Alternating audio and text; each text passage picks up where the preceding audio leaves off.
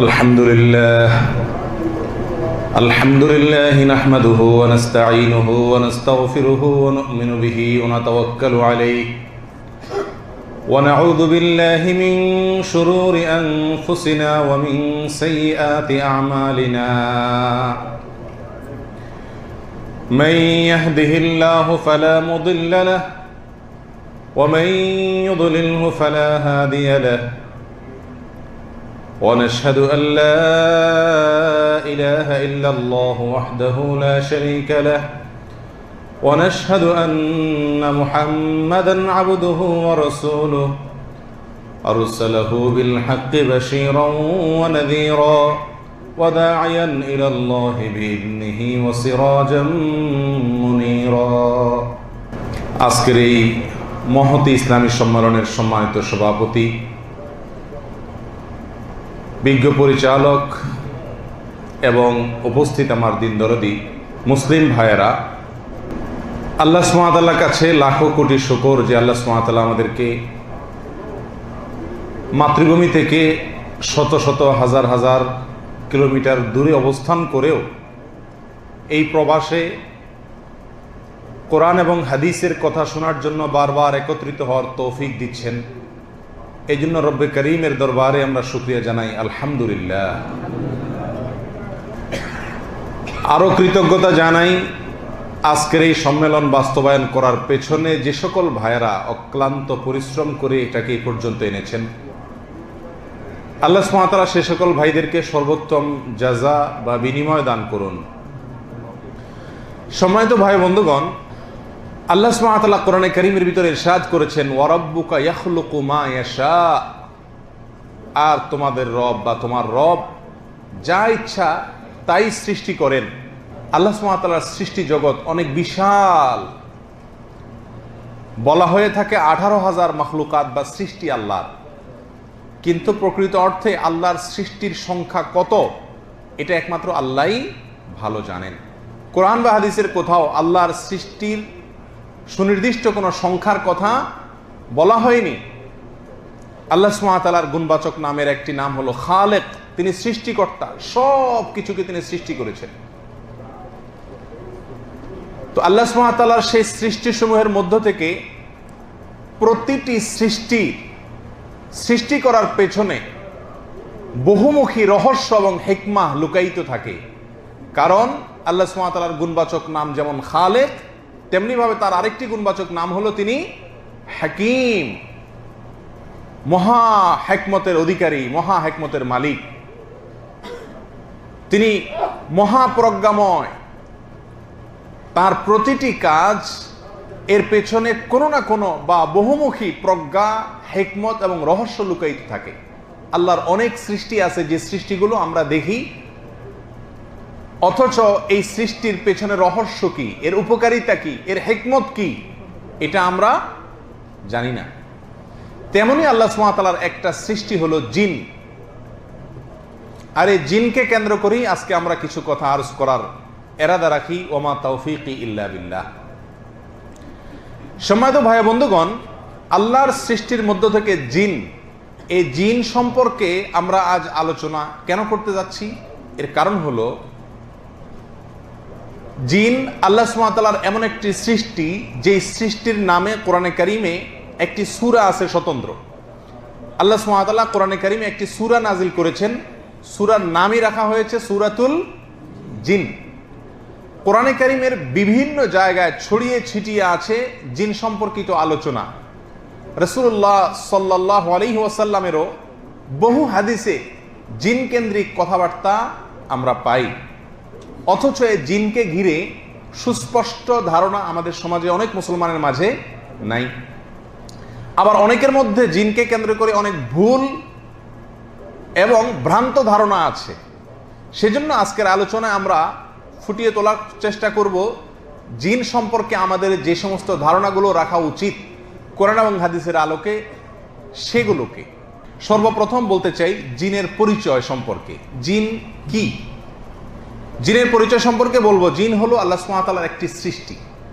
মানুষ এবং ফেরেশতা, মালাইকা, এই দুটি যেরকম আল্লাহ সুবহানাহু ওয়া তাআলার সৃষ্টি জগতের মধ্যে অন্যতম সেরা সৃষ্টি, তেমনিভাবে আল্লাহ সুবহানাহু ওয়া তাআলার এই সৃষ্টি জগতের আরেকটা সৃষ্টি হলো জিন। এই জিন আল্লাহ সুবহানাহু ওয়া তাআলা সৃষ্টি করেছেন মানুষের মতো এবং ফেরেশতাদের মতো, তাদের মধ্যেও বিবেক দিয়েছেন, বুদ্ধি দিয়েছেন, অনুভূতি শক্তি দিয়েছেন, এবং আল্লাহ সুবহানাহু ওয়া তাআলার নির্দেশ মানার মতো যোগ্যতা, লঙ্ঘন করার মতো যোগ্যতা বা ক্ষমতাও তাদের মধ্যে আল্লাহ সুবহানাহু ওয়া তাআলা দিয়ে রেখেছেন। এই জন্য জিনদের মধ্যে ভালো জিনও আছে, খারাপ জিনও আছে। আল্লাহ সুবহানাহু ওয়া তাআলা কোরআনে কারীমের সূরা জিনের 11 নম্বর আয়াতে ইরশাদ করেছেন জিনদের উক্তিকে উদ্ধৃতি করতে গিয়ে, ওয়া ইন্না মিন্নাস সালিহুনা ওয়া মিন্না দুনা যালিক, আমাদের মধ্য থেকে অনেকেই আছেন যারা সালেহ বা নেককার, আবার আমাদের ভেতরে অনেকেই আছে যারা এর ব্যতিক্রম, ভিন্ন, অর্থাৎ বদকার, খারাপ। তাহলে জিনের পরিচয় পেলাম যে মানুষ এবং ফেরেশতা এই দুটি সৃষ্টি যেরকম আল্লাহ সুবহানাহু ওয়া তাআলা সৃষ্টি করেছেন, জিন এরকমই বিবেক বুদ্ধি সম্পন্ন একটি সৃষ্টি, অনুভূতি সম্পন্ন একটি সৃষ্টি, এবং এর সাথে মানুষ এবং ফেরেশতার অনেক দিক থেকে কি আছে, সাদৃশ্য আছে, আবার কোনো কোনো দিক থেকে ব্যতিক্রমও আছে, যেগুলো পরবর্তী আলোচনা থেকে আমাদের কাছে ইনশাআল্লাহ পরিষ্কার হয়ে যাবে। এবারে আমরা আসি জিন শব্দের অর্থ কি। মানুষকে আরবিতে বলা হয় ইনসান বা নাস, আর এটার মূল ধাতু হলো নিসিয়ান, মানে ভুলে যাওয়া। তো নাস, নিসিয়ান থেকে এর অর্থ মানুষ। মানুষ যেহেতু ভুলে যায়, এবং মানুষের পিতা আদম আলাইহিস সালাতু ওয়াস সালাম যেহেতু আল্লাহ সুবহানাহু ওয়া তাআলা একটি বৃক্ষ থেকে খেতে নিষেধ করেছেন, তিনি ভুলে গিয়েছেন। আল্লাহ কোরআনে আলোচনা করেছেন যেহেতু মানুষের প্রথম সদস্য আদি পিতা আদম আলাইহিস সালাম নিজেই ভুলে গিয়েছেন, তো মানুষেরও শুরু ভুলেরও, ভুলে যাওয়ারও শুরু। এই জন্য মানুষের নামই হলো নাস, যা ভুলে যাওয়া থেকে। তেমনি ভাবে জিন জাতিকে যে জিন বলা হয়, এই জিন শব্দের অর্থ কি এবং কেন তাদেরকে জিন বলা হয়, এর উত্তর হলো জিন শব্দের অর্থ হলো লুকায়িত, গোপন, দেখা যায় না, অদৃশ্য, এটাকে বলা হয় কি, জিন। আরবিতে জিম নুন নুন এই মূল ধাতু যেখানেই আছে, যেই শব্দের মধ্যেই আছে, সেখানে লুকায়িত, গুপ্ত এবং অপ্রকাশিত, অদৃশ্য এর অর্থ থাকে। এখন জিনকে জিন বলা হয়েছে, লুকায়িত বলা হয়েছে, অদৃশ্য বলা হয়েছে কেন? তার কারণ হলো জিন আল্লাহর এমন একটা সৃষ্টি যা মানুষের দৃষ্টি থেকে অদৃশ্য থাকে, মানুষ দেখতে পায় না, আড়ালে থাকে, লুকায়িত থাকে। এই জন্য জিনকে কি বলা হয়, জিন বলা হয়, লুকায়িত বলা হয়। আল্লাহ সুবহানাহু ওয়া তাআলা কোরআনে কারীমে সূরা আরাফের 27 নম্বর আয়াতে ইরশাদ করেছেন, ইন্নাহু ইয়ারাকুম হুয়া ওয়া কাবিলুহু মিন হাইথু লা তারাউনাহুম, নিশ্চয়ই সে, শয়তান, সে এবং তার গোত্রীয় সদস্যরা, অন্য যারা আছে দুষ্ট জিনেরা, এরা তোমাদেরকে দেখে, এমন জায়গা থেকে দেখে, এমন ভাবে দেখে যে তোমরা তাদেরকে দেখতে পাও না। তো যেহেতু তাদেরকে আমরা দেখতে পাই না, লুকায়িত থাকে, অদৃশ্য থাকে, সেজন্য তাদেরকে বলা হয় কি, জিন, মানে লুকায়িত। এবারে আসি, সত্যি কি জিন বলতে কোনো কিছু আছে নাকি নাই?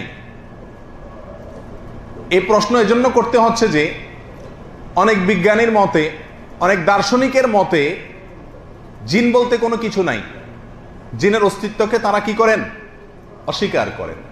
আবার কোন কোন দার্শনিক বলেন আসলে জিন বলতে কোনো বস্তু আলাদা নাই, ফেরেশতা বলতেও কোনো বস্তু আলাদা নাই। সুন্দর চরিত্রকে ফেরেশতা বলা হয় রূপক অর্থে, এর বাস্তবে কোনো অস্তিত্ব নাই। আবার অসুন্দর চরিত্রকে জিন বলা হয় রূপক অর্থে, এর বাস্তবিক কোনো অস্তিত্ব নাই। এটা কোনো কোনো দার্শনিকের মত। পৃথিবীতে সকল মুসলিম, এমনকি আহলে কিতাব যারা ইহুদি খ্রিস্টান, সবাই বিশ্বাস করে জিন বলতে আল্লাহ সুবহানাহু ওয়া তাআলার একটি ভিন্ন স্বতন্ত্র সৃষ্টি আছে, আল্লাহ সুবহানাহু ওয়া তাআলা সৃষ্টি করেছেন। কেন আমরা তা বিশ্বাস করি? নাম্বার 1, কোরআনে কারিমে আল্লাহ সুবহানাহু ওয়া তাআলা জিনের অস্তিত্ব, তার সৃষ্টি প্রসঙ্গে বিভিন্ন জায়গায় আলোকপাত করেছেন। বিধায় একজন মুমিন জিনের অস্তিত্বকে স্বীকার করতে বাধ্য। সূরা জিন কোরআনে কারিমের একটি সূরা যার 28টি আয়াত আছে। এই 28টি আয়াত বিশিষ্ট এই সূরায় আল্লাহ সুবহানাহু ওয়া তাআলা জিন সম্পর্কে আলোচনা করেছেন। জিনের অস্তিত্ব যদি না থাকবে, সৃষ্টি যদি না হবে, তো আল্লাহ সুবহানাহু ওয়া তাআলা এত বড় সূরায় এতগুলো আয়াতে আলোচনা করলেন কেন? এছাড়া আরো বিভিন্ন জায়গায় জিন সম্পর্কে আলোচনা আছে, বিদায় জিনের অস্তিত্বকে অস্বীকার করার কোনো যৌক্তিকতা নাই একজন মুসলিমের কাছে। আল্লাহ সুবহানাহু ওয়া তাআলা কোরআন কারীমে এও বলেছেন, ওয়ামা খালাকতুল জিন্না ওয়াল ইনসা ইল্লা লিয়াবুদুন, আর আমি সৃষ্টি করেছি জিন এবং মানুষকে শুধুমাত্র আমার ইবাদতের জন্য। আল্লাহ বলছেন আমি সৃষ্টি করেছি, তাহলে বোঝা গেল জিন নামক আল্লাহর সৃষ্টির অস্তিত্ব আছে। এটাকে অস্বীকার করা কোনো মুমিনের জন্য জায়েজ না, ঈমানের পরিপন্থী, কোরআনকে অস্বীকার করার শামিল। তৃতীয়ত, জিনের অস্তিত্ব যে সকল বিজ্ঞানীরা বা যে সমস্ত দার্শনিকেরা অস্বীকার করেন, অনেক জেনে ধরা রোগী আছে যাদেরকে মানসিক রোগী হিসাবে চিহ্নিত করার কোনো সুযোগ থাকে না, নানা কারণে এমন কিছু কর্মকাণ্ড তাদের দ্বারা প্রকাশ হয় যা কোনো মানসিক রোগী দ্বারায় সম্ভব নয়। তখন সেই ব্যক্তিকে তারা কি বলবেন? জিনের রোগী বলা ছাড়া আর কোনো উপায় থাকে না। বিধায় জিনের অস্তিত্ব আছে এবং এটা আল্লাহ সুবহানাহু ওয়া তাআলার সৃষ্টির মধ্য থেকে একটি সৃষ্টি। কোরআনে কারীমের আয়াত দ্বারা যেমন প্রমাণিত এবং নানা সময় এটাকে যৌক্তিকভাবেও এর উপস্থিতি, তার সৃষ্টি, তার অস্তিত্বশীলতাকে কি করা যায়? প্রমাণ করা যায়। এবার আমরা আলোচনা করব জিন কিসের সৃষ্টি। আমরা জানি মানুষ, আল্লাহ সুবহানাহু ওয়া তাআলা মানুষকে সৃষ্টি করছেন কি দিয়া? মাটি দিয়া। তাহলে জিনের সৃষ্টি থেকে এই প্রসঙ্গে আল্লাহ সুবহানাহু ওয়া তাআলা সূরা আর রহমানের 15 নম্বর আয়াতে ইরশাদ করেছেন, ওয়া খালাকাল জান্না মিন মারিজিম মিন নার, আর তিনি আল্লাহ সুবহানাহু ওয়া তাআলা সৃষ্টি করেছেন জিন জাতিকে উত্তপ্ত অগ্নিশিখা থেকে, উত্তপ্ত আগুন থেকে আল্লাহ সুবহানাহু ওয়া তাআলা তাদেরকে সৃষ্টি করেছেন। তাদের সৃষ্টির মূল উপাদান হলো আগুন, আগুন দিয়ে সৃষ্টি। মুসনাদ আহমদের বিশুদ্ধ সূত্রে বর্ণিত এক হাদিসে রাসূলুল্লাহ করিম সাল্লাল্লাহু আলাইহি ওয়াসাল্লাম ইরশাদ করেছেন, খুলিকাতিল মালাইকাতু মিন নূর, ফেরেশতাদেরকে সৃষ্টি করা হয়েছে নূর থেকে, আলো থেকে। তাদের সৃষ্টির উপাদান হলো, মূল উপাদান হলো আলো। ওয়া খুলিকাল জান্নু মিন মারিজিম মিন নার, আর জিন জাতিকে সৃষ্টি করা হয়েছে উত্তপ্ত আগুন থেকে। ওয়া খুলিকা আদামু আলাইহিস সালাম মিম্মা উসিফা লাকুম, আর আদম আলাইহিস সালামকে সৃষ্টি করা হয়েছে আল্লাহ কোরআনে যেটা আলোচনা করেছেন সেটা থেকে, অর্থাৎ মাটি থেকে, কাদা মাটি থেকে। তাহলে এই আয়াত এবং হাদিস থেকে আমরা জানতে পারলাম যে জিনের সৃষ্টি হয়েছে কোত্থেকে? আগুন থেকে।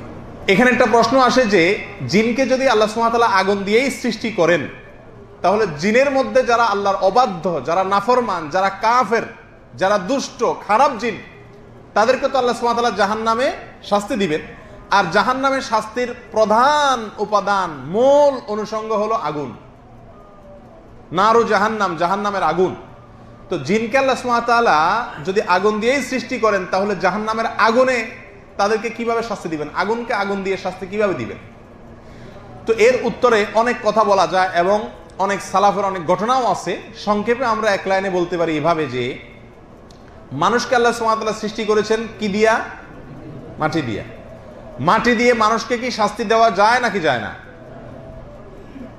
একটা মাটির চাক, মাটির ঢেলা দিয়ে যদি আপনাকে আঘাত করা হয়, আপনি ব্যথা পাবেন না পাবেন না? মাটির নিচে যদি চাপা দিয়ে রাখা হয়, আপনি কষ্ট পাবেন কি পাবেন না? তাহলে মাটি দিয়ে বিভিন্নভাবে মাটির মানুষকে যদি শাস্তি দেওয়া যায়, তাহলে জাহান্নামের আগুন দিয়েও আগুনে তৈরি জিনকে শাস্তি দেওয়া যাবে।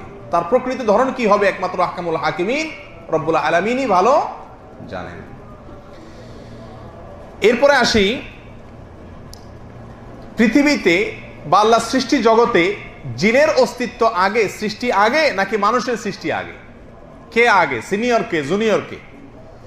তো এই প্রসঙ্গে কোরআনে কারীমের একটি আয়াত থেকে আমরা ধারণা পাই, যা সূরা হিজরের ভিতরে আল্লাহ সুবহানাহু ওয়া তাআলা আলোচনা করেছেন, আয়াত নম্বর 27-এ, ওয়াল জান্না খালাকনাহু মিন ক্বাবলু মিন নারিস সামুম, আর আমি জিনকে সৃষ্টি করেছি উত্তপ্ত আগুন থেকে তার পূর্বে, অর্থাৎ মানুষের পূর্বে। এই আয়াত থেকে বোঝা গেল যে জিনের অস্তিত্বশীলতা এবং জিনের সৃষ্টি এটা মানুষের সৃষ্টির আগে। তাহলে জিন হলো এই পৃথিবীতে আমাদের সিনিয়র, আমরা হলাম জুনিয়র, ছোট। এ বিষয়ে এক বর্ণনায় পাওয়া যায় যে মানুষ সৃষ্টির 2000 বছর আগে আল্লাহ সুবহানাহু ওয়া তাআলা জিন সৃষ্টি করেছেন। তাহলে এটা নিশ্চিত হলো যে মানুষ সৃষ্টির আগেই জিনের সৃষ্টি। এরপরে আসি জিনের পিতাকে। মানুষের যেরকম একজন পিতা আছে আদম আলাইহিসসালাম, তার মাধ্যমে একজন একজন করে হইতে হইতে পৃথিবীতে মানুষের বিস্তার। জিনদের এরকম একজন পিতা থাকার কথা না? তাহলে প্রথম জিন কে, যিনি জিনদের পিতা? এই প্রসঙ্গে বিশ্লেষক ওলামায়ে কেরামের একাধিক মত পাওয়া যায়। তার ভিতরে সবচেয়ে গ্রহণযোগ্য মত হলো জিনদের পিতা হলো ইবলিস, যাকে আল্লাহ সুবহানাহু ওয়া তাআলা জান্নাত থেকে কি করেছেন? বিতাড়িত করে বের করে দিয়েছেন। আদম আলাইহিসসালামের সঙ্গে যে শত্রুতা করেছিল সেই ইবলিস হলো জিনদের কি পিতা। এ বিষয়ে সাহাবী আব্দুল্লাহ ইবনে আব্বাস রাদিয়াল্লাহু তাআলা থেকে একটি বর্ণনা পাওয়া যায় এবং বিশিষ্ট তাবেঈ মুজাহিদ, কাতাদা, হাসান বসরি রাহিমাহুমুল্লাহ সহ অনেক বড় বড় তাবেঈ অভিমত ব্যক্ত করেছেন যে জিনদের পিতা হলেন কে? ইবলিস। এবং এ বিষয়ে তাফসীরে তবারিতে বিস্তারিত আলোচনা আছে, আদ-দুরুল মানসুরের মধ্যে বিস্তারিত আলোচনা আছে। আল্লামা ইবনে তাইমিয়া রাহিমাহুল্লাহ এবং সাম্প্রতিককালের আল্লামা ইবনে উসাইমিন রাহিমাহুল্লাহ এই মত ব্যক্ত করেছেন যে জিনদের পিতা হলেন কে? ইবলিস। এরপর আলোচনা আসা যাক জিনদের সৃষ্টির উদ্দেশ্য কি। আল্লাহ সুবহানাহু ওয়া তাআলা মানুষকে সৃষ্টি করেছেন আল্লাহর ইবাদত করার জন্য। জিন সৃষ্টির রহস্য কি? জিনদেরকে আল্লাহ কেন সৃষ্টি করেছেন? এর উত্তর হলো আল্লাহ সুবহানাহু ওয়া তাআলা মানুষকে যে উদ্দেশ্যে সৃষ্টি করেছেন ঠিক একই উদ্দেশ্যে জিনদেরকেও সৃষ্টি করেছেন। এ বিষয়ে সূরা জারিয়াতের 56 নম্বর আয়াতে আল্লাহ সুবহানাহু ওয়া তাআলা স্পষ্ট করেই বলেছেন, ওয়ামা খালাকতুল জিন্না ওয়াল ইনসা ইল্লা লিয়াবুদুন।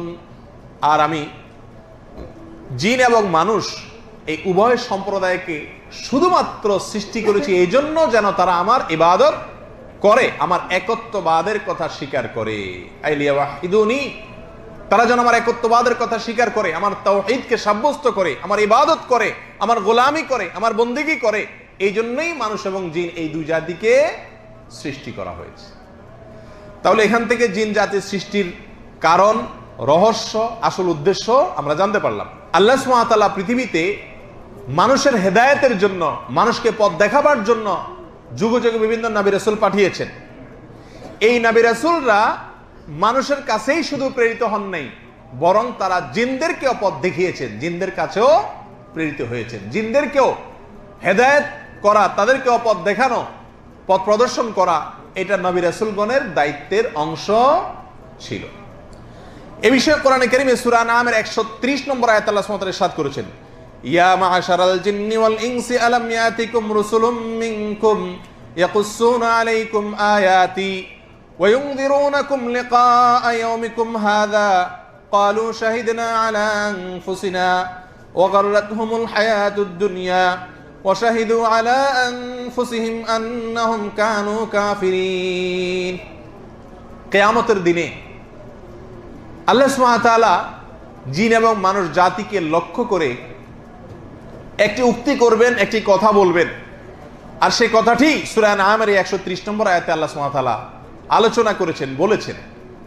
আর সেই কথাটি হলো এই, আল্লাহ বলবেন, হে জিন এবং মানুষ সম্প্রদায়, দুই দলকেই বলবেন, জিন এবং মানুষ সম্প্রদায়, তোমাদের কাছে কি আমার রাসূলগণ আসেনি? তারা কি আমার আয়াত, আমার নিদর্শন সম্পর্কে তোমাদেরকে বলেনি?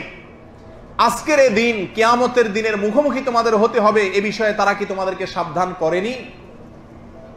তখন জিন এবং মানুষ উভয় সম্প্রদায় বলবে, ক্বালু শাহিদনা আলা আনফুসিনা, আল্লাহ, আজ আমরা আমাদের নিজেদের বিরুদ্ধে সাক্ষ্য দিচ্ছি।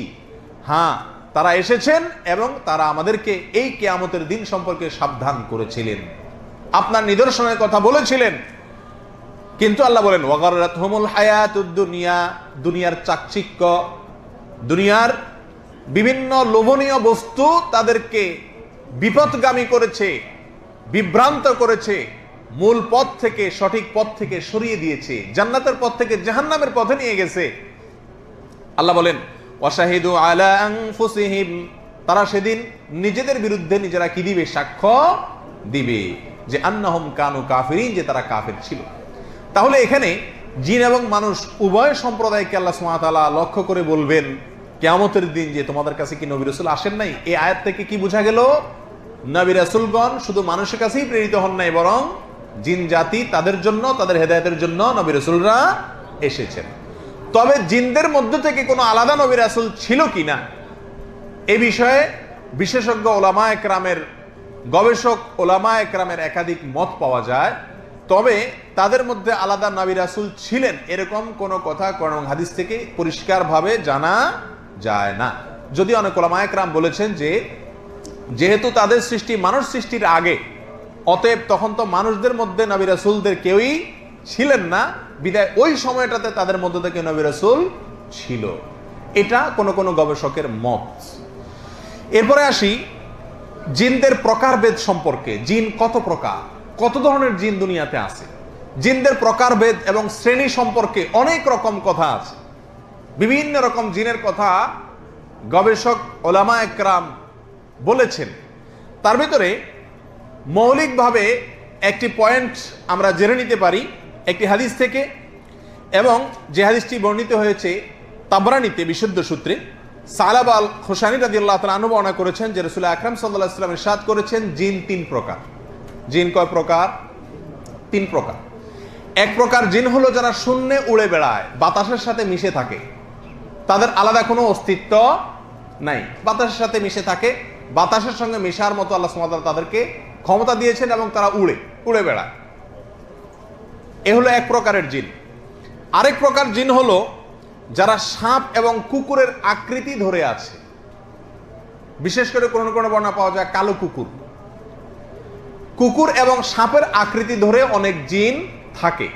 কোন কোন হাদিস বিশারদগণের মতে এই জিনেরা এই আকৃতিতেই থাকে, তারা তাদের আকৃতি সাধারণত পরিবর্তন করতে পারে না, সাপ এবং কুকুর হয়ে থাকে। সব সাপ সব কুকুর জিন না, তবে কুকুর এবং সাপদের মধ্যে কিছু আছে এগুলা এবং কুকুরের আকৃতি ধারণ করে আছে, কিন্তু এরা আসলে কি? জিন। তিন নম্বর হলো এমন কিছু জিন আছে যা মানুষের কাছে আসে আবার চলে যায়, মানুষের উপরে প্রভাব বিস্তার করে, মানুষের উপরে জিনে আসর করে, এরকম কিছু জিন আছে। তাহলে জিনদের তিনটা প্রকার আমরা এই হাদিস থেকে জানতে পারলাম। জিনদের ব্যাপারে মৌলিকভাবে একটা কথা আমরা জেনে রাখতে পারি, তা হলো এরা বিভিন্ন রূপ ধারণ করতে পারে। ওই কুকুর এবং সাপ যেটা, এটা ছাড়া তৃতীয় প্রকারের যে জিন, তারা সাধারণত যে কোনো আকার আকৃতি ধারণ করতে পারে। কোন কোন গবেষকের মতে সব ধরনের জিনই কি করতে পারে? বিভিন্ন আকার আকৃতি ধারণ করতে পারে। কখনো মানুষ হয়ে গেল, কখনো বিড়াল হয়ে গেল, বিভিন্ন জীবজন্তুর মতো আকৃতি তারা ধারণ করতে পারে, কখনো হাওয়ার সাথে মিশে একাকার হয়ে গেল। এরকম বিভিন্ন রকম আকৃতি ধারণ করার ক্ষমতা আল্লাহ সুবহানাহু ওয়া তাআলা তাদেরকে কি করেছেন? দান করেছেন। আরেকটা বৈশিষ্ট্য হলো তারা যে কোনো জায়গায় অল্প সময়ে অতিক্রম করতে পারে। বিশেষ করে প্রথম শ্রেণীর জিন বাতাসের সাথে মিশতে পারে, অল্প সময়ের মধ্যে অনেক দূর দূরান্তে তারা পৌঁছে যেতে পারে। আরেকটা বিষয় জানা দরকার, সেটা হলো যে জিন আর ভূত এই দুইটা এক নাকি ভিন্ন কোনো জিনিস? আমাদের দেশে ভূত বলতে একটা কথা প্রচলিত আছে না? তো এই জিন এবং তথাকথিত ভূত এই দুইটা কি একই জিনিস না ভিন্ন জিনিস? গবেষক ওলামা একরামের অনেকেই বলেছেন যে ভূত আসলে জিন, জিনেরই একটা শ্রেণী বা একটা প্রকার, যেটাকে আমরা আমাদের আঞ্চলিক ভাষায়, দেশীয় ভাষায় কি বলি? ভূত বলি। মূলত কোরআনের ভাষায়, হাদিসের ভাষায় এটাকে বলা হয়েছে ইফরিত। এটাকে কি বলা হয়েছে? ইফরিত। এই ইফরিত, এই প্রসঙ্গে নবী আলাইহিস সালামের এক হাদিসে সহিহ বুখারীতে বর্ণিত হয়েছে, তিনি বলেছেন একবার আমাকে এক ইফরিতে পেয়ে বসছে নামাজের মধ্যে, সে আমার ডিস্টার্ব করতে চাইছিল, আমি ধরে ফেলছি, এমনকি ওর গায়ের আর্দ্রতা আমার হাতে লাগছে।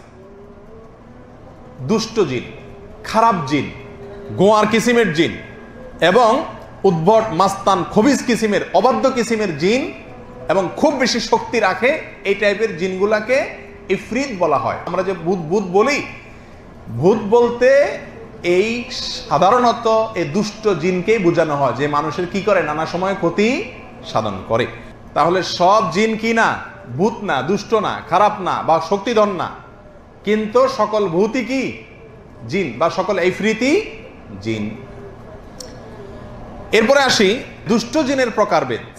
এই সম্পর্কে কোরআন হাদিস থেকে অনেকগুলো প্রকারের কথা আমরা জানতে পারি। কয়েকটা প্রকারের কথা আমরা আলোচনা করতে পারি। তার ভিতরে একটা হলো মারেদ বা মারাদা, অর্থাৎ অবাধ্য জিন। খারাপ জিনের ভিতরে একটা নাম হলো মারেদ। এরা অত্যন্ত দুষ্ট প্রকৃতির হয়ে থাকে এবং এরা নবমণ্ডলের অনেক উপরে ওঠার চেষ্টা করে। ফেরেশতারা প্রথম আসমানে অবস্থান করে আল্লাহ সুবহানাহু ওয়া তাআলার বিভিন্ন গায়েবী বিষয়ে নিজেরা আলোচনা করে, কানাঘুষা করে। তো অনেক ভবিষ্যৎ সম্পর্কিত আলোচনা তারা করে। তো এই দুষ্ট মারেদ কিসিমের জিন এরা সেখানে চলে যায়, কাছাকাছি যাওয়ার চেষ্টা করে ফেরেশতাদের কানাঘুষা শোনার জন্য। শুনে কোনো ভবিষ্যতের সংবাদ সেখান থেকে পাইলে তারা এনে দুনিয়াতে তাদের যে সমস্ত দালালরা আছে তাদের কাছ থেকে জানায় দেয়, আর তারা তখন মানুষকে প্রকাশ করে দেয়, মানুষ মনে করে সে গায়েব জানে। যাই হোক, এই দুষ্ট জিন যারা এই কাজে নিয়োজিত বা অনেক উপরে উঠে যায়, হাওয়ার সাথে মিশে যায়, আসমানে চলে যাওয়ার চেষ্টা করে, ফেরেশতাদের কথা চুরি করার চেষ্টা করে, এরা হলো কি মারেদ। এদের সম্পর্কে আল্লাহ সুবহানাহু ওয়া তাআলা কোরআনে কারীমে সূরা সাফফাতের 6 এবং 7 নম্বর আয়াতে আলোচনা করেছেন। ইন্না যায়্যানাস সামাআদ দুনিয়া বিজিনাতিল কাওয়াকিব ওয়া হিফযাম মিন কুল্লি শাইতানিন মারিদ। মারিদ কিসিমের অবাধ্য শয়তানকে ফেরেশতাদের কাছাকাছি বা আকাশের কাছাকাছি যেন ভিড়তে না পারে সেজন্য আল্লাহ সুবহানাহু ওয়া তাআলা অনেক তারকা সৃষ্টি করেছেন। এগুলো দিয়ে তাদেরকে নিক্ষেপ করে, এই তারকা নিক্ষেপ করে তাদেরকে হটানো হয় এবং তারা ওই পর্যন্ত যেতে পারে না। দুষ্ট জিনের ভিতরে তাহলে এটা হলো এক প্রকারের জিন যার নাম হলো মারিদ। দ্বিতীয় প্রকারের জিন হলো যারা নির্মাণ কাজ করে, মানুষের জন্য অসাধ্য বা কষ্টসাধ্য হয় এরকম অনেক স্থাপনা, বিল্ডিং, এরকম অনেক অবাক করা স্থাপনা তারা নির্মাণ করতে পারে, এরকম শক্তি তার কালা দিয়ে রাখছেন। আর কিছু আছে ডুব দেয়, ডুবুরির কাজ করে। এদের ভিতরে এই নির্মাণের কাজে যারা খুব বেশি পারদর্শী সেই জিনগুলোকে আল্লাহর নবী সুলাইমান আলাইহিস সালাম ব্যবহার করেছিলেন এবং তাদের দিয়ে মসজিদুল আকসা নির্মাণ করিয়েছিলেন। তাহলে আরেক প্রকার জিন পেলাম। এরপরে আসি, একটু আগে যেটি কথা বলছিলাম, যেটাকে আমরা ভূত বলি। যদি ভূত বলে আমরা জিনকে বুঝিয়ে থাকি তাহলে সেটা দুষ্ট জিন, আর যদি ভূত বলতে কাল্পনিক কিছু বুঝিয়ে থাকি যার কোনো আসলেই অস্তিত্ব নাই তাহলে তো এটা পুরোটাই ভুয়া। এটা নির্ভর করবে যে ভূত বলে আমরা কি বুঝাচ্ছি সেটার উপরে। যাই হোক, এই তৃতীয় প্রকার হলো সেটা, অর্থাৎ ইফরিত, দুষ্ট কিসিমের জিন, যেটাকে আমরা ভূত বলে যদি অস্তিত্বশীল কিছুকে বুঝিয়ে থাকি তাহলে সেটা এটাই, অর্থাৎ দুষ্ট জিন ইফরিত, যে সম্পর্কে কোরআনে আলোচনা করেছেন একটু আগে আমরা বললাম। তো এরকম বিভিন্ন প্রকার জিনের কথা এসেছে। তার ভিতরে আরো একটা জিন আছে যেটাকে বলা হয় খিনজাব বা খিনজিব। এই প্রকারের জিন এ সম্পর্কে হাদিসের ভিতরে আলোচনা করেছেন নবী আলাইহিস সালাম। তার কাজ হলো মানুষের মনের ভিতরে ওয়াসওয়াসা দেওয়া, কুমন্ত্রণা দেওয়া। এরা মানুষের ওযু করতে গেলে আপনি 2 বার দুইছেন না 3 বার দুইছেন ওয়াসওয়াসা ঢুকাবে, নামাজ 3 রাকাত না 4 রাকাত ওয়াসওয়াসা ঢুকাবে, বিভিন্ন জায়গায় ওয়াসওয়াসা দিয়ে বেড়ায়। এই কিসিমের জিন। জিনদের মধ্যে, দুষ্ট জিনদের মধ্যে আরেকটা প্রকার আছে যাকে বলা হয় কারিন। কি বলা হয়? কারিন। কারিন শব্দের অর্থ হলো সঙ্গী, দোস্ত, সাদিক, বন্ধু, বা সাথে যে থাকে, মিলে থাকে যে, তাকে বলে কি কারিন। দুষ্ট জিন, এদের ভিতরে একটা প্রকারের জিন আছে যে জিন প্রত্যেকটা মানুষের সঙ্গে কমপক্ষে একটা করেই নিয়োজিত আছে, প্রত্যেক মানুষের সাথে আছে। আল্লাহ সুবহানাহু ওয়া তাআলা কোরআনে কারীমে এই প্রসঙ্গে বলেছেন, ক্বালা কারিনুহু রাব্বানা মা আতগাইতুহু ওয়ালাকিন কানা ফি যালালিন বাঈদ। কিয়ামতের দিন মানুষ যখন বলবে, আল্লাহ আমার সঙ্গে থাকা শয়তানটাই আমাকে কুমন্ত্রণা দিয়ে দিয়ে বিপদগামী করেছে, আজ তাকে বিচার করেন, আমার কোনো দোষ নাই। তখন মানুষের যে কারিন, প্রত্যেকটা মানুষের সঙ্গে যে দুষ্ট জিন থাকে, শয়তান থাকে, সেই শয়তান দুষ্ট জিন বলবে আল্লাহকে, রব্বানা মা আতগাইতুহু, ও আমার রব, আমরা এদেরকে পথ হারা করি নাই, বরং সে নিজেই বিপদগামী ছিল। তাহলে এই আয়াত থেকে আমরা বুঝতে পারলাম যে প্রত্যেকটা মানুষের সঙ্গে যে থাকে দুষ্ট জিন বা শয়তান, শয়তানরাই হলো জিনের একটা প্রকার, দুষ্ট। তো এই জিন যে মানুষের সঙ্গে থাকে নিয়োজিত একটা করে প্রত্যেকের সাথে কমপক্ষে, একে বলা হয় কারিন। এটাও দুষ্ট জিনের একটা প্রকার। এ প্রসঙ্গে রাসূল আকরাম সাল্লাল্লাহু আলাইহি ওয়াসাল্লামের একটা হাদিসও আছে। তিনি বলেছেন, তোমাদের প্রত্যেকের সঙ্গে একটা করে দুষ্ট জিন আছে, অর্থাৎ শয়তান আছে। দুষ্ট জিন মানে শয়তান, সকল শয়তানই জিনের অংশ। তো এদের কাজ হলো প্রত্যেকটা মানুষকে সারাদিন জাহান্নামের দিকে নিয়ে যাওয়ার চেষ্টা করা, বিপদগামী করে তোলার চেষ্টা করা, এই হলো তার ডিউটি। ভালো কাজ করতে চাইবা, তোমার শরীরের ভিতরে প্রবেশ করে তোমার গোটা শরীরকে নিয়ন্ত্রণ করার ক্ষমতা আল্লাহ তাআলা তাকে দিয়েছেন। সহিহ বুখারীর এক হাদিসে আসছে নবী আলাইহিস সালাম বলেছেন যে আশ-শায়তানু ইয়াজরি আহাদাকুম মাজরাদ দাম, শয়তান তোমাদের শরীরের রক্তের সঙ্গে মিশে যেতে পারে, এই শক্তি আল্লাহ তাআলা দিয়ে দিয়েছেন তাকে। তো আপনার শরীরের রক্তের সাথে মিশে গিয়ে আপনাকে অলস বানায় দিবে, নামাজের সময় মেজ মেজ করবে, শরীর ভালো লাগবে না। কথা বুঝে আসছে? এইসব কে করে? ওই সঙ্গে থাকা শয়তানটা, কারিন, সে করে। তো নবী আলাইহিস সালাম বলেছেন তোমাদের সবার সঙ্গে একটা করে আছে। সাহাবা একরাম জিজ্ঞাসা করলেন, ইয়া রাসূলুল্লাহ, আপনার সঙ্গেও কি আছে নাকি একটা? তখন তিনি বললেন, হ্যাঁ আমার সঙ্গেও একটা আছে, তবে ওইটা আমাকে কোনো ক্ষতি বা টাচ করতে পারে না, আল্লাহ আমাকে নিরাপদে রাখছেন, কিন্তু তোমরা বাঁচতে সবাই পারো না সব সময়। তাহলে হাদিস থেকে বোঝা গেল যে দুষ্ট জিনদের মধ্যে একটা প্রকার জিন আছে কারিন, যে আমাদের সঙ্গে লেগে থাকে এবং তার টার্গেট থাকে আমাদেরকে কোথায় নেওয়া? জাহান্নামে নিয়ে যাওয়া। ইবলিস আদম আলাইহিস সালামকে যখন সিজদা করতে অস্বীকার করেছে, তখন যে তাকে আল্লাহ তাআলা জান্নাত থেকে বের করে দিয়েছেন, তখনই চ্যালেঞ্জ করেছিল ইবলিস, লাউবিয়ান্নাহুম আজমাইন, মানুষের প্রত্যেকটা সদস্যকে, এই আদম যার কারণে আমাকে জান্নাত থেকে বের হতে হলো, এর প্রত্যেকটা সদস্যকে আমি পথ ভ্রষ্ট করে ছাড়বো, জাহান্নামে নিয়ে ছাড়বো, আমি একা যাব না। আর সেই জন্য ইবলিসে তার বাহিনীকে ভাগযোগ করে দিছে যে এর পিছনে এ থাকবে, তুমি ওর পিছনে থাকবা, সবার সাথে একটা করে আছে। আল্লাহ তাআলা আমাদের সবাইকে শয়তানের শয়তানি থেকে বেঁচে থাকার মতো ঈমানি শক্তি দান করুন। কোন কোন বর্ণনায় পাওয়া যায় যে মানুষ জন্মের পরে ছোট শিশু যে কেঁদে উঠে জন্মের সঙ্গে সঙ্গে, এর একটা কারণ হলো এই শিশুর জন্য যে শয়তানটা নিয়োজিত আছে, যে কারিনটা আছে, ওটা খোঁচা মারে। এই জন্য বাচ্চা কি করে? কায়দা উঠে, মানে তার ইশারা দেয় আর কি, হয়তো যে তোর সাথে আমি আসি, দুনিয়াতে আসছিস তো, আমি তোর পিছনে লাগা আসি।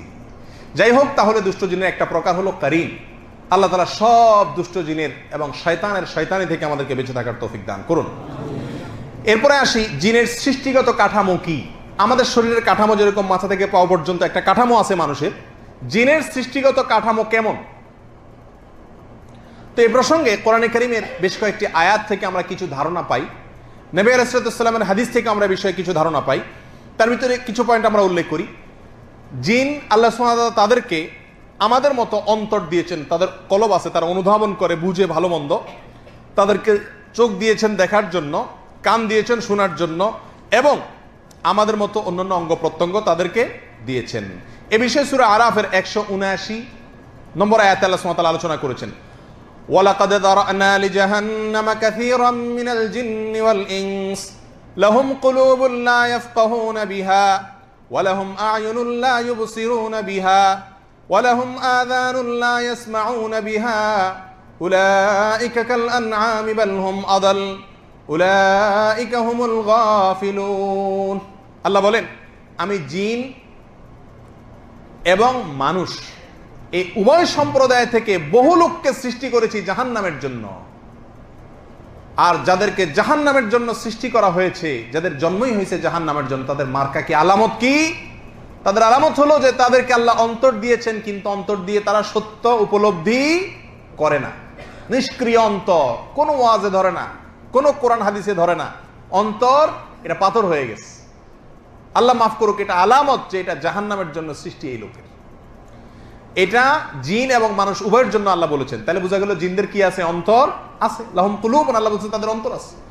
এরপরে ওয়ালাহুম আ'য়ুনুন লা ইউবসিরুনা বিহা, তাদের চোখ আছে, কিন্তু সেই চোখ দিয়ে তারা দেখে না, যা দেখা দরকার সত্যের পথ দেখে না, সত্য দেখে না, আল্লাহর কোরআন নবীর হাদিস তারা দেখে না।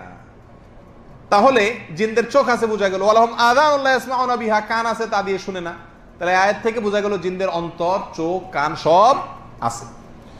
অন্য আয়াতে আল্লাহ সুবহানাহু ওয়া তাআলা বলেছেন সূরা ইসরা 64 নম্বর আয়াতে, ওয়াস্তাফজিজ মান ইসতাতা'তা মিনহুম বিসাউতিক, শয়তানকে যখন আল্লাহ সুবহানাহু ওয়া তাআলা বিতাড়িত করে দিলেন, তখন তাকে আল্লাহ তাআলা বলেছেন যে তুমি তোমার আওয়াজ দ্বারায়, শব্দ দ্বারায় যাকে ইচ্ছা তাকে মন্দ কাজের জন্য উস্কানি দিও, এই ক্ষমতা তোমাকে দেওয়া হলো। যাকে ইচ্ছা তাকে তুমি কি করতে পারো? উস্কানি দিতে পারো।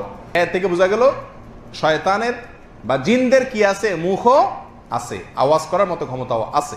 আর অনেক আয়াত এবং হাদিস এরকম আছে যেগুলো থেকে ধারণা পাওয়া যায় যে জিনদের আমাদের মতো অঙ্গ প্রত্যঙ্গ আছে, তবে তার ধরনটা হুবহু আমাদের মতো হওয়াটা কি না জরুরি না। কোন কোন বিশুদ্ধ হাদিস দ্বারা বর্ণিত হয়েছে যে জিনদের মুখ আছে, তারা খায়, পান করে এবং তারা হাসে। তাদের মধ্যে কি আছে? হাসি, কান্না আছে। সহিহ মুসলিমের এক হাদিসে আসছে, আব্দুল্লাহ ইবনে ওমর রাদিয়াল্লাহু তাআলা বর্ণনা করেছেন যে নবী আলাইহিস সালাম বলেছেন, তোমরা সূর্য উঠে এবং সূর্য যখন ডুবে এই দুই সময় নামাজ পড়ার চেষ্টা করবা না, নামাজ পড়ার ইচ্ছা করবা, নামাজ পড়বা না। কেন? নবী আলাইহিস সালাম কারণ হিসাবে উল্লেখ করেছেন, কারণ এই দুই সময়ে শয়তানের শিং ওই জায়গায় অবস্থান করে। শয়তানের শিং ওই সূর্য উঠা এবং সূর্য ডুবা দুই জায়গায় শয়তানের শিং থাকে। ওই টাইমে সেজদা করা মানে শয়তানকে সেজদা করা বা শয়তানের শিংকে সেজদা করার সাথে সাদৃশ্য হয়। বিদায় দুই সময় তোমরা কি করো না? সালাত আদায় করো না বা সেজদা আল্লাহকে করো না। তাহলে এখান থেকে বোঝা গেল শয়তানের শিংও আছে। তাহলে জিনদের বিভিন্ন অঙ্গ প্রত্যঙ্গ আছে, এটা থেকে মনে বোঝা গেছে। কোরআনে কারীমে সূরা সাফাতের একটি আয়াত থেকে বোঝা যায় জিনের মাথাও আছে। জিনদের কি আছে? মাথাও আছে। জিনদের মধ্যে দুষ্ট জিন, শয়তানের বাহিনী, ইবলিসের বাহিনী, তাদের মাথাকে জাহান্নামের একটি গাছের সঙ্গে তুলনা করা হয়েছে। আল্লাহ সুবহানাহু ওয়া তাআলা কোরআনে কারীমে ইরশাদ করেছেন, ইন্নাহা শাজারাতুন তাখরুজু ফি আসলিল জাহিম। শাজারাতুজ যাক্কুম, এটা জাহান্নামের গোড়া থেকে বের হয়। তালউহা কাআন্নাহু রুউসুশ শায়াতিন। এই গাছের যে গুচ্ছ আছে, এগুলো, ডালগুলো, শাখাগুলো শয়তানের মাথার মতো। যেহেতু জাহান্নাম সৃষ্টি করা হয়েছে জাহান্নামীদের শুধু কষ্ট আর শাস্তি দেওয়ার জন্য, এই জন্য জাহান্নামের প্রতিটি প্রতিটি বিষয় জাহান্নামীদেরকে কি দিবে? কষ্ট দিবে। এই জন্য জাহান্নামীদের জন্য যে ফলের ব্যবস্থা করা হয়েছে সেটাও মানুষের জন্য বা জাহান্নামীদের জন্য কষ্টদায়ক হবে। যে পানীয়ের ব্যবস্থা করা হয়েছে সেটাও কষ্টদায়ক হবে। এমনকি জাহান্নামে যে গাছ থাকবে, জাহান্নামের গোড়া থেকে যে গাছ বের হবে, সেই গাছের ডালগুলো, শাখাগুলো, গুচ্ছগুলো পর্যন্ত দেখলে সেটাতে কি পাবে? জাহান্নামীরা কষ্ট পাবে, অর্থাৎ আতঙ্কিত হবে, ভীতিকর হবে, ভয়ঙ্কর হবে। সেটার মাধ্যমেও, দেখার মাধ্যমেও কি পাবে? মানুষ শাস্তি পাবে জাহান্নামীরা। আল্লাহ আমাদের সবাইকে জাহান্নাম থেকে বেঁচে থাকার তৌফিক দান করুন। সম্মানিত ভাই বন্ধুগণ, তাহলে এই আয়াত থেকে বোঝা গেল শয়তানের মাথা আছে, কল্লা আছে। কারণ আল্লাহ এখানে গাছের ডালকে রুউসুশ শায়াতিন, শয়তানের মাথার সঙ্গে কি করেছেন? তুলনা করেছেন। তাহলে বোঝা গেল শয়তানের মাথা আছে। যাই হোক, এই আয়াত এবং হাদিসগুলো থেকে বোঝা গেল জিন বা শয়তান যারা আছে, দুষ্ট জিন, এদের বিভিন্ন অঙ্গ প্রত্যঙ্গ আমাদের মতো আছে। বাকি তার ধরন আমাদের মতো হুবহু হওয়াটা কি না জরুরি না। এরপরে আসা যাক জিনদের খাদ্য, পানীয় এবং আবাসন সম্পর্কে। আমাদের খাদ্য যেরকম আছে তাদেরও খাদ্য আছে কিনা, থাকলে কি কি খায় তারা? আমাদের যেরকম থাকার ঘরবাড়ি আছে, আমরা বিল্ডিং দালান কোঠা করি, তাদের তো ঘরবাড়ি দেখি না, থাকে কই এরা? এবং তারা কি পান করে? এই প্রসঙ্গে কোরআন এবং হাদিসে বেশ কিছু বর্ণনা পাওয়া যায়, যে বর্ণনা থেকে আমরা জানতে পারি যে জিনরা আমরা যেরকম খেয়ে পরে বেঁচে থাকি, তাদেরও কি আছে? খাদ্য আছে, তাদেরও পানীয় আছে। আমরা যেরকম বসবাস করি তাদেরও বসবাস বা আবাসনের জায়গা আছে, তবে কিছুটা ব্যতিক্রম এবং ভিন্ন। সহিহ মুসলিমের এক হাদিসে আসছে, রাসূল আকরাম সাল্লাল্লাহু আলাইহি সাল্লাম বলেছেন, বান্দা যখন বাসায় ঢোকার সময়, ঘরে ঢোকার সময় বিসমিল্লাহ না বলে, তখন শয়তানদের দলনেতা বলে যে আদরাকতুমুল মাবিতা ওয়াল আশা, আজ এই বাড়িতে ঢুকে রাত্রে শোয়ার ব্যবস্থা তোমাদের হয়ে গেল, বিনা ভাড়ায় এই বাড়িতে থাকতে পারলা। কারণ লোকটা বাসায় ঢোকার সময় কি পড়ে নাই? বিসমিল্লাহ পড়ে নাই। যে কোনো লোক তার রুমে, তার বাসা ঢোকার সময় যখন বিসমিল্লাহ না বলে, তার সঙ্গে শয়তান ঢুকে দল সহকারে। শুধু ঢুকে শোয়ার জন্য না, তার সঙ্গে খাওয়ায়ও কি করে? অংশগ্রহণ করে। কোন কোন বর্ণনা আসছে যখন খায় মানুষ, বিসমিল্লাহ যে না বলে তার সঙ্গে শয়তানেও খায়, অদৃশ্যভাবে, সেটা সে আঁচ করতে পারে না। আর বাসায় ঢোকার সময় যখন বিসমিল্লাহ না বলে তখন শয়তানও প্রবেশ করে। তাহলে শয়তানের খাবারের একটা মেনু আমরা পেয়ে গেলাম, আইটেম পেয়ে গেলাম। সেটা হলো যেই খাবারে বিসমিল্লাহ বলা হয় না, ওই খাবারে শয়তান অন্তর্ভুক্ত হয়ে সেখানে সে যোগ দেয়, সে খায়। শয়তানের খাবার প্রসঙ্গে সহিহ মুসলিমের আরেকটি বর্ণনা আছে, নবী আলাইহিস সালাম বলেছেন, কোন ব্যক্তি যদি কোনো হাড্ডি খাওয়ার সময় বিসমিল্লাহ বলে, তো আল্লাহ সুবহানাহু ওয়া তাআলা ওই হাড্ডিতে গোশতের ব্যবস্থা করে দেন, যেটা আমরা দেখি না, শয়তানরা দেখে বা জিনেরা দেখে, ওখান থেকে তারা খেতে পারে। এই জন্য আমরা যে হাড্ডিগুলা ফেলে দেই, এগুলা হাদিসের আলোকে বোঝা গেল কাদের খাবার? জিনদের খাবার। তারা সেখান থেকে খায়, কিন্তু সেটা আমরা দেখি না বা আঁচ করতে পারি না। এরকম জিনদের খাবার প্রসঙ্গে আরো বিভিন্ন আয়াত এবং হাদিস পাওয়া যায়, যেগুলো থেকে বোঝা যায় জিনরা আমাদের মতো খায়, খাদ্য গ্রহণ করে, আর বসবাসের জন্য আমাদের মতো আলাদা ঘরবাড়ি নির্মাণ করা লাগে না, বরং তারা যে কোনো জায়গায় থাকতে পারে, এমনকি আমাদের বাসা বাড়িতেও আমাদের সঙ্গে কি করতে পারে? থাকতে পারে। এরপরে আসা যাক জিনদের বিয়ে শাদী এবং বংশ বিস্তার প্রসঙ্গে। আমরা যেরকম বিয়ে শাদী করি, জিনদের বিয়ে শাদী হয় কিনা? আমাদের যেরকম ছেলে মেয়ে হয়, বংশবৃদ্ধি হয়, জিনদেরও এরকম সন্তানাদি বাড়ে কিনা, বংশ বিস্তার হয় কিনা? তো এই প্রসঙ্গে কোরআনে কারীমের একটি আয়াত সূরা আর রহমানের, এটা উল্লেখযোগ্য। আল্লাহ সুবহানাহু ওয়া তাআলা বলেছেন, ফীহিন্না কাসিরাতুত তারফি লাম ইয়াতমিসহুন্না ইনসুন ক্বাবলাহুম ওয়ালা জান। জান্নাতের হুরদের প্রসঙ্গে আলোচনা করতে গিয়ে আল্লাহ সুবহানাহু ওয়া তাআলা বলছেন যে জান্নাতীদেরকে জীবন সঙ্গী হিসেবে যে সমস্ত হুর আল্লাহ সুবহানাহু ওয়া তাআলা দান করবেন জান্নাতে, তারা এমন হবেন, তাদের বৈশিষ্ট্য হবে এই লাম ইয়াতমিসহুন্না ইনসুন ক্বাবলাহুম ওয়ালা জান। ওই জান্নাতি ব্যক্তি ছাড়া ইতিপূর্বে তাদেরকে পৃথিবীর বা সৃষ্টি জগতের কোনো মানুষ, এমনকি কোনো জিন, কেউ তাদেরকে স্পর্শ করেনি, তাদের সাথে মিলিত হয়নি, অর্থাৎ তারা কুমারী থাকবে। তাহলে এই আয়াত থেকে বোঝা গেল জিনরাও মিলিত হয়।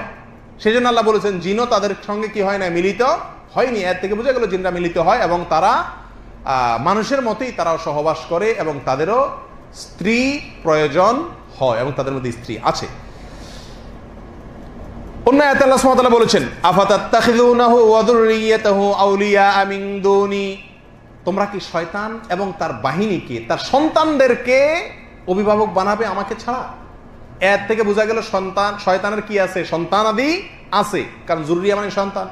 আল্লাহ বলছেন তার সন্তানদেরকে, শয়তানকে এবং সন্তানের বংশধরদেরকে কি তোমরা অনুকরণ করবে? তাদের কি তোমরা অভিভাবক বানাবে? এর থেকে বোঝা গেল তাদের কি আছে ভাই? সন্তানাদি আছে। আর সন্তানাদি থাকতে হলে কি লাগে? বিয়ে শাদী করা লাগে বা স্ত্রী থাকা লাগে, তার মাধ্যমে তো সন্তানাদি আসে। এখন কথা হলো তাদের বংশ বিস্তার কি আমাদের মতো এরকম স্বামী স্ত্রী মিলনের মাধ্যমেই হয়, না অন্য কোনো প্রক্রিয়া আছে? এ প্রসঙ্গে ইমাম শাআবী রাহিমাহুল্লাহ বলেন যে আমাকে এক ব্যক্তি জিজ্ঞাসা করছে ইবলিসের বিয়ে হয়েছে কিনা। তখন ইমাম শাআবী রাহিমাহুল্লাহ বলেন যে তুমি এমন এক বিয়ে সম্পর্কে জিজ্ঞাসা করছো, এমন এক বউ সম্পর্কে জিজ্ঞাসা করছো যে বিয়েতে আমি ছিলাম না।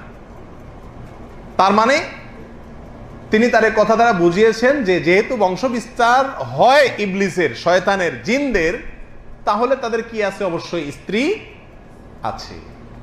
বিশিষ্ট তাবেঈ মুজাহিদ রাহিমাহুল্লাহ বলেন যে ডিমের মাধ্যমে জিনরা বংশ বিস্তার করে থাকে এবং কোন কোন বর্ণনায় এ থেকে ইঙ্গিত পাওয়া যায় বিষয়। আর কোন কোন আহলে ইলম বলেছেন যে জিনদেরকে আল্লাহ সুবহানাহু ওয়া তাআলা এমন এক স্বয়ংক্রিয় ব্যবস্থা দিয়েছেন যে তার শরীরেরই এক অংশকে অন্য অংশের সঙ্গে মিলিত করার মাধ্যমে সে বহু সন্তানের কি দেয়? জন্ম দিয়ে থাকে। তবে এর কোনো উক্তিগুলাই কোরআন এবং বিশুদ্ধ হাদিস দ্বারায় পরিষ্কারভাবে প্রমাণিত হয় না। বিধায় এই প্রসঙ্গে আমরা বলবো জিনদের স্ত্রী আছে এবং তাদের মিলন হয়, কোন কোন আয়াত থেকে বোঝা যায়। তবে তাদের বংশ বিস্তারের মূল প্রক্রিয়া পদ্ধতি কি হুবহু আমাদের মতোই না ব্যতিক্রম কিছু আছে, এ সম্পর্কে আল্লাহ সুবহানাহু ওয়া তাআলাই সবচেয়ে ভালো জানেন। এরপরে আসা যাক জিনদের শক্তি এবং দুর্বলতা প্রসঙ্গে। কি পারে আর কি পারে না। জিনদের শক্তি, বৈশিষ্ট্য এবং ক্ষমতার দিক হলো তারা দ্রুত যে কোনো জায়গায় চলে যেতে পারে। বিশেষ করে প্রথম কিসিমের জিন যে হাদিসে আসছে, বাতাসের সাথে যারা মিশে থাকে, তারা যে কোনো জায়গা থেকে অন্য জায়গায় চলে যেতে পারে খুব দ্রুত। এটা একটা তাদের ক্ষমতা। তাদের আরেকটা ক্ষমতার দিক হলো যে কোনো আকৃতি ধারণ করতে পারে সাধারণ জিনেরা। ওয়াহাব ইবনে মুনাব্বিহ রাহিমাহুল্লাহর মতে যে কোনো জিনই যে কোনো আকৃতি ধারণ করতে পারে। অনেক গবেষকরা বলেছেন না, বিশেষ শ্রেণীর জিন তারা যে কোনো আকৃতি, বিড়াল, শূকর, কুকুর, মানুষ, যে কোনো মানুষের বা অন্য কোনো কিছুর আকৃতি ধারণ করতে পারে। এটাও তাদের একটা ক্ষমতা। তাদের মধ্যে আরেকটা দিক হলো জিনদের একটা বিশেষ শ্রেণীর জিন তারা অনেক বড় বড় স্থাপনা নির্মাণ করতে পারে। আরেকটা তাদের ক্ষমতার দিক হলো তারা মানুষের উপরে প্রভাব বিস্তার করতে পারে। এই ক্ষমতা আল্লাহ তাআলা দিয়ে দিয়েছেন। মানুষের উপরে চেপে বসতে পারে, বসে পুরা মানুষকে তার কন্ট্রোলে সে নিয়ে যেতে পারে। এই ক্ষমতা তাদেরকে দিয়ে রাখছেন। এরপর আসে তাদের দুর্বলতার দিক। তাদের কিছু দুর্বলতার দিকও আছে। ওই যে মার কিসিমের জিনের কথা বলছি, যারা আকাশের দিকে উঠে গায়েবের কথাগুলোকে চুরি করার জন্য, এদের দুর্বলতার দিক হলো বিশেষ সীমার পরে তারা অতিক্রম করতে পারে না। আল্লাহ তাআলা বিশেষ কিসিমের কিছু তারকা সৃষ্টি করেছেন তাদেরকে নিক্ষেপ করে হটাবার জন্য। তাহলে এটা একটা দুর্বলতার দিক যে তারা চাইলেই যে কোনো জায়গায় চলে যেতে পারে না। তাদের দুর্বলতার আরেকটা দিক হলো জিনরা অনেক অলৌকিক, অনেক আশ্চর্যজনক কিছু করে দেখাইতে পারে আমাদেরকে, কিন্তু তারা নবীদের মতো মুজিজা দেখাইতে পারে না। নবীদের মুজিজা এমন যে তার কোনো বিকল্প হয় না, তার কোনো বিকল্প কেউ সৃষ্টি করতে পারে না। এরকম নবীদের মতো মুজিজা দেখাইতে তারা পারে না, এটা তার দুর্বলতার দিক। আরেকটা দুর্বলতার দিক হলো জিনরা বা দুষ্ট জিন শয়তানরা নেককার এবং ভালো সৎ মানুষদেরকে খুব ভয় পায়। আমলি, নামাজি এবং জিকির করা মানুষ, দিনদার মানুষ, মুত্তাকি পরেজগার মানুষকে তারা প্রচন্ড ভয় পায়। এটা তাদের একটা দুর্বলতার দিক। এত পাওয়ার থাকা সম্পর্ক তাদেরকে খুব ভয় পায়। আরেকটা দুর্বলতার দিক হলো আল্লাহ বলেছেন কোরআনে, ইন্না কায়দাশ শাইতানি কানা যায়ীফা। শয়তান এর যে চক্রান্ত, শয়তান বিভিন্ন চক্রান্ত করে না মানুষকে পথভ্রষ্ট করার জন্য, নানামুখী তার যে চক্রান্ত থাকে, আল্লাহ বলেছেন শয়তানের সব চক্রান্ত হলো অত্যন্ত দুর্বল। তাহলে শয়তান যত লম্পচম্প করুক আর যত বড় বড় চক্রান্তই করুক না কেন, এগুলো আসলে খুবই ঠুনকো এবং দুর্বল। মানুষ চাইলেই সেই চক্রান্ত নস্যাৎ করে দিতে পারে। এলো শয়তানের দুর্বলতার সবচেয়ে বড় পয়েন্ট। এরপরে আসি, জিনরা কি গায়েব জানে? আমাদের সমাজে অনেক মানুষ মনে করেন যে জিনরা কি জানে? গায়েব জানে। এই জন্য কারোর চাবি হারাইছে, ছেলে হারাইছে, মেয়ে হারাইছে, কোথায় ছেলেটা আছে, এখন মেয়েটা কোথায় আছে, জিনিসটা কোথায় আছে, কে চুরি করে নিছে, এসব বিষয়ে জানার জন্য অনেক লোক জিন হাজির করে, আর আমরা তাদের কাছে যাই এবং তাদের জিন হাজির করার পরে জিনে বলে দেয় যে এটা অমুক জায়গায় আছে, অমুক জায়গায় আছে, বা ভবিষ্যতে এটা হবে, ওইটা হবে। জিনেরা গায়েব জানে, এই আকীদা কোনো মুসলমান পোষণ করতে পারে না। এটা ইমানের সঙ্গে সাংঘর্ষিক, ইমান বিরুদ্ধ আকীদা। গায়েবের মালিক একমাত্র কে? আল্লাহ সুবহানাহু ওয়া তাআলা। আল্লাহ ছাড়া পৃথিবীতে নবী রাসূলগণও গায়েব জানেন না, ফেরেশতারাও গায়েব জানেন না, জিন জাতীয় গায়েব জানে না। তবে তাদেরকে আল্লাহ সুবহানাহু ওয়া তাআলা কিছু ক্ষমতা যেহেতু দিয়েছেন, এজন্য তারা কিছু কিছু কথা বলতে পারে যেগুলো দেখে আমরা মনে করি কি তারা বোধহয় গায়েব এর এলেম আছে, অদৃশ্যের এলেম আছে। মূলত এরকম কোনো কথা সঠিক নয়। এ বিষয়ে কোরআনে কারীমের একটি আয়াতে স্পষ্ট ভাষা আল্লাহ সুবহানাহু ওয়া তাআলা বলেছেন সূরা সাবা 14 নম্বর আয়াতে, ফালাম্মা খাররা তাবায়্যানাতিল জিন্নু আল্লাউ কানু ইয়ালামুনাল গায়বা মা লাবিথু ফিল আযাবিল মুহিন।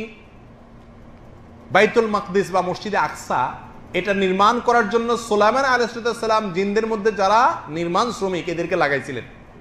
কোরআনে কারীমে বিস্তারিত আলোচনা আছে। আল্লাহ সুবহানাহু ওয়া তাআলা সুলাইমান আলাইহিস সালামকে যে মওত দিয়েছেন, তখন তিনি সুপারভাইজ করতেছিলেন, এই নির্মাণ কাজের দেখাশোনা এবং নেতৃত্ব দিচ্ছিলেন। লাঠি নিয়ে ভর করে দাঁড়িয়ে অনেক দিন লাগছে এই মসজিদ নির্মাণ করতে। এর মধ্যে আল্লাহ সুবহানাহু ওয়া তাআলা তার মওত দিয়ে দিলেন। সুলাইমান আলাইহিস সালাম মারা গেলেন। কোন অবস্থায়? ওই লাঠি ভর দেওয়া অবস্থা। কিন্তু ওই অবস্থায় তিনি ছিলেন। জিনরা মনে করলো যে উনি হয়তো বেঁচে আছে, জন্য ভয়ে ভয়ে খুব ধুমছে কাজ শেষ করছে, কাজ করছে। যখন লাঠির নিচ দিয়া পোকা খেতে খেতে লাঠি ঠুনকো হয়ে গেছে, তখন তিনি পড়ে গেলেন। আর তখন জানতে পারছে শয়তানরা যে এই লোকটা তো আসলে বেঁচে নাই। তো আল্লাহ বলছেন, লাউ কানু ইয়ালামুনাল গায়ব, জিনরা যদি গায়েব জানতো তাহলে তারা তো এটাও জানতো যে সুলাইমান আলাইহিস সালাম মারা গেছে। তাহলে বোঝা গেল আয়াতে আল্লাহ সুবহানাহু ওয়া তাআলা পরিষ্কার ভাষায় বললেন যে জিনরা কি জানে না? গায়েব জানে না। জিনরা গায়েব জানে, এই আকীদা বিশ্বাস রাখা এটা ঈমানের জন্য হুমকি স্বরূপ এবং বিধ্বংসী আকীদা। এরপরে আসি, জিন কি মানুষের উপরে আসর করতে পারে কিনা? মানুষদের উপরে জিনে যে আসর করে আমরা শুনি, এটা কতটুকু বাস্তবতা আছে? আসলে জিনেরা কি মানুষের উপরে আসর করতে, অর্থাৎ আসর মানে প্রভাব বিস্তার করতে পারে কিনা, মানুষের উপরে ঝেঁকে বসতে পারে কিনা, মানুষের নিয়ন্ত্রণ সে নিয়ে নিতে পারে কিনা? এর উত্তর হলো হ্যাঁ, অবশ্যই জিনেরা মানুষের উপরে প্রভাব বিস্তার করতে পারে, মানুষকে স্পর্শ করে, টাচ করে মানুষের শরীরে মানুষকে পাগলের মতো করে দিতে পারে, এবং মানুষের উপরে ভর করে তাকে নিয়ন্ত্রণ করতে পারে, এবং মানুষের স্বাভাবিক জীবন ব্যাহত করে দিতে পারে, নষ্ট করে দিতে পারে, জীবনটাকে একেবারে বিষিয়ে তুলে দিতে পারে, পাগলে পরিণত করতে পারে মানুষকে। কে? জিনে। আল্লাহ সুবহানাহু ওয়া তাআলা এই পাওয়ার তাদেরকে দিয়েছেন। এই বিষয়ে কোরআন এবং হাদিসে বহু আয়াত এবং হাদিস রয়েছে। তার ভিতরে একটা হলো সূরা বাকারার 275 নম্বর আয়াত। আল্লাহ সুবহানাহু ওয়া তাআলা বলেছেন, আল্লাযীনা ইয়াকুলুনার রিবা লা ইয়াকুমুনা ইল্লা কামা ইয়াকুমুল্লাযী ইয়াতাখাব্বাতুহুশ শাইতানু মিনাল মাস। যারা সুদের কারবার করে, আল্লাহ সুবহানাহু ওয়া তাআলা বলেন এরা দাঁড়াবে সেদিন কিয়ামতের দিন সেরকম যেরকম নাকি একজন ব্যক্তিকে শয়তান মাস করে, স্পর্শ করে, আসর করে, তার উপরে ঝেঁকে বসে ওই ব্যক্তিকে যেরকম বেহুশ করে দেয়, সেরকম বেহুশ হয়ে যাবে কারা? যারা সুদের কারবার করে তারা। তাহলে এই আয়াত থেকে বোঝা গেল শয়তান স্পর্শ করে মানুষকে বেহুশ করে, আল্লাহ তাই বলছেন। সূরা যুখরুফের 36 নম্বর আয়াতে আল্লাহ বলেছেন, ওয়ামাইয়াশু আন যিকরির রহমানি নুকাইয়িদ লাহু শাইতানান ফাহুয়া লাহু করিন। যে ব্যক্তি আল্লাহর জিকির থেকে গাফিল থাকে, নামাজ নাই, রোজা নাই, কোরআন তেলাওয়াত নাই, ইত্যাদি নাই, আল্লাহ বলেন তার জন্য আমি একজন শয়তান নিযুক্ত করে দিই এবং সে তার বন্ধু হয়ে যায়, তার সঙ্গে থাকে, তার কারিন হয়ে যায়, তার সঙ্গী হয়ে যায়। তাহলে এখান থেকে বোঝা গেল শয়তান মানুষের সঙ্গী হয়ে যেতে পারে। সূরা সাদের 41 নম্বর আয়াতে আল্লাহ সুবহানাহু ওয়া তাআলা আইয়ুব আলাইহিস সালাম সম্পর্কে বলেছেন, ওয়াযকুর আবদানা আইয়ুব ইয নাদা রাব্বাহু আন্নী মাসসানিয়াশ শাইতানু বিনুসবিন ওয়া আযাব। তোমরা স্মরণ করো আইয়ুবের কথা আমার নবী, যখন তিনি বলেছেন ও আমার রব, আমাকে স্পর্শ করেছে শয়তান, স্পর্শ করে আমাকে কষ্ট দিচ্ছে। এখান থেকে বোঝা গেল আল্লাহর নবী আইয়ুব আল্লাহর নবী ছিলেন আলাইহিস সালাতু ওয়াস সালাম, তাকে পর্যন্ত শয়তান স্পর্শ করছে, আসর করছে। তাহলে আমাদের সাধারণ মানুষকে শয়তান আসর করতে পারে কি পারে না? বোঝা গেল আয়াতগুলো থেকে পরিষ্কারভাবে। এখন একটা জটিলতা হলো মানসিক রোগী যাদেরকে আমরা বলি, এদের সঙ্গে জিনে ধরা রোগীর হুবহু মিল আছে, দেখতে একই রকম লাগে। কিভাবে বুঝবো যে লোকটা কি মানসিক রোগী নাকি জিনে ধরা রোগী? এটা বোঝার জন্য অভিজ্ঞতার আলোকে বেশ অনেকগুলো পয়েন্ট বলেছেন বিশেষজ্ঞরা, যে পয়েন্টগুলো দিয়ে আমরা মোটামুটি পার্থক্য করতে পারবো যে কে মানসিক রোগী আর কে জিনের রোগী। আমাদের সমাজে বড় জটিলতা দেখা যায় মানসিক রোগী আর জিনের রোগী পৃথক করার ব্যাপারে। যারা জিনের চিকিৎসা করে তাদের কাছে আপনি একজন মানসিক রোগীকে নিয়ে গেলেও সে বলবে কি জিনে ধরছে, আর ভালো মানুষ নিয়ে গেলেও বলবে কি জিনে ধরছে, কারণ জিনে না ধরলে তার ব্যবসা জমবে না। তো আমরা এই পয়েন্টগুলো দ্বারা মোটামুটি নিরূপণ করতে সহজ হবে আমাদের জন্য যে মানসিক রোগীকে আর জিনে ধরা রোগী কে। এটা যদিও সবসময় নিরূপণ করা সম্ভব হয় না, কঠিন কাজ, তারপরে ওই আলামতগুলো দ্বারা সহজ হতে পারে।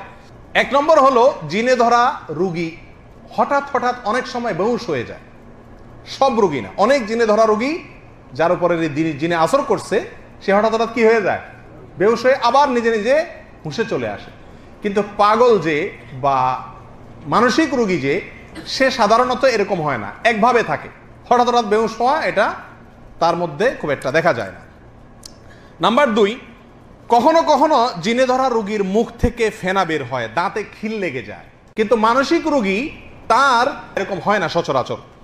নাম্বার 3, জিনে ধরা রোগী প্রায় স্বপ্নে সাপ, কুকুর, বিচ্ছু, বানর, শিয়াল, ভীতিকর অনেক বস্তু দেখে এবং এগুলো শয়তানে তাকে ভয় দেখানোর জন্য করে। পাগল বা মস্তিষ্ক বিকৃত মানসিক রোগীর ভিতরে এই সমস্যাটা এরকম দেখা যায় না। নাম্বার 4, জিনে ধরা রোগী সবসময় ভয়ে থাকে, সবসময় ভয়ে থাকে। এর বিপরীতে মানসিক রোগীকে দেখবেন যে তার ভিতরে কোনো কি নাই, ভয় টয় নাই। পাগল যারা থাকে এদের ভিতরে কোনো ভয় আছে, দেখবেন যে এমন এমন কাজ করে বসে যে সাধারণ মানুষ করার সাহসও পায় না। কিন্তু জিনে ধরা রোগী সবসময় কি থাকে, ভীত বা সন্ত্রস্ত এবং আতঙ্কে থাকে। 5 নম্বর হলো জিনে ধরা রোগী নামাজ পড়া, কোরআন তেলাওয়াত করা, আল্লাহর জিকির এগুলো মোটেও পছন্দ করতে পারে না, এগুলো করলে অস্থির হয়ে যায়। সৌদি আরবে অনেক মাশায়েখ আছেন যারা এই জিনে ধরা রোগীদের চিকিৎসা করেন, ঝাড়ফুঁক করেন। তাদের কাছে যারা গেছেন আপনারা অনেকে দেখছেন, জানেন যে তেলাওয়াত যখন শুরু করেন যার ভেতরে জিনের আসর আছে, পাগলের মতো সে ছটফট করতে থাকে, সেখানে থাকতেই পারে না, বাইরে রাখতে হয় তাকে, শুধু তেলাওয়াতের কারণে এই প্রতিক্রিয়াটা সৃষ্টি হয়। অথচ মানসিক রোগীর ভিতরে এই সমস্যা থাকে না। নাম্বার 6, জিনে ধরা রোগী কখনো কখনো ভিন্ন ভাষায় ভিন্ন স্টাইলে কথা বলে, যেটা তার অজানা, গলার আওয়াজ চেঞ্জ, ভাষা চেঞ্জ, এগুলো সব ওই জিনে করে প্রভাবের মাধ্যমে। তো মানসিক রোগী সে মানসিক রোগী হওয়ার আগে যেভাবে কথা বলে পরেও ওইভাবেই থাকে, কথার ক্ষেত্রে ব্যাসম হয় না। 7 নম্বর হলো জিনে ধরা রোগী অধিকাংশ সময় স্বাভাবিক থাকে, মাঝে মধ্যে অস্বাভাবিক আচরণ করে। পাগলের মতো করে, সবসময় কন্টিনিউ খুব একটা করে না। কিন্তু মানসিক রোগী সাধারণত যতক্ষণ মানসিক রোগ হয় ততক্ষণ পর্যন্ত পাগলের মতো বা অস্বাভাবিক আচরণ করতেই থাকে। নাম্বার 8, জিনে ধরা রোগী, তার থেকে অনেক সময় আশ্চর্যজনক অনেক কিছু দেখা যায়। যেমন গাছের ডালে উঠে বসে আছে, এরকম হয় কি হয় না? চিকন একটা ডালে বসে আছে, কিভাবে বসে আছে? কিন্তু কোনো মস্তিষ্ক বিকৃত ব্যক্তি বা মানসিক রোগী, তার দ্বারা এরকম আশ্চর্যজনক জিনিস দেখা যাবে না বা যায় না। জিনে ধরা রোগী, তার দ্বারা যে অলৌকিক অনেক কিছু দেখা যায়, এটা আমি নিজের চোখে বহুবার দেখার সুযোগ হয়েছে। কিছুদিন আগে আমার খুব নিকট আত্মীয়, আমার শ্যালিকার মেয়ে, একই বিল্ডিংয়ে থাকে আমার বাসায়, তো তাকে জিনে পেয়ে বসছে। তো তার দাঁড়ানো অবস্থা তাকে ধাক্কা মারে, স্বাভাবিক অবস্থা, এমন জোরে ধাক্কা মারে উপর হয়ে পড়ে যায়। এবং নামাজ পড়তে গেলে ধাক্কা মারে, অন্য সময় মারে না। নামাজে দাঁড়াইছে, বসছে, অজু করতে গেছে, ধাক্কাইতে ধাক্কাইতে অবস্থা খারাপ করে ফেলে। সবাই ভালো বাসার মধ্যে, তারা ধাক্কায় ফেলে দেয়।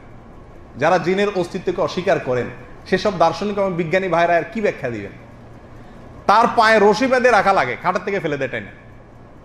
রশি বাঁধলে, শক্ত রশি বাঁধছে, সঙ্গে সঙ্গে আবার খুলে গেছে। এটা কিভাবে সম্ভব?